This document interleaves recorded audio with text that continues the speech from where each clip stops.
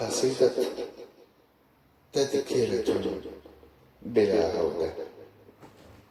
أنت يا من أقدمت على ركوب قوارب الموت، وحلفت سيكون لك الأموال والسيارة والبيت.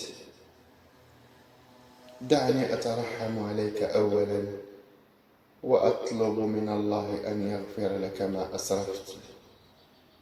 أما إن كنت قد وصلت فهيهات وهيهات أن تجد على ما بحثت. رغم أني لم آت مثلك، لكن سأحكي لك كيف عشت إن كنت قد عشت. عندما وصلت ظننت سيستقبلونك بالورد والريحان، ففوجئت باستقبال من قطرات، بل مطر كالقطران. تهت مرة بين الأشجار والغابات، وتارة بين الوديان، واتصلت بأمك تطمئنها بوصولك، ولم تعلم أن هنا بدأت رحلة الأحزان. لما اتصلت بقريب فلم يجبك ولو بكلمة اطمئنان، هنا صدمة أولى، فالقريب كان في خبر كان. أنت وحدك الآن،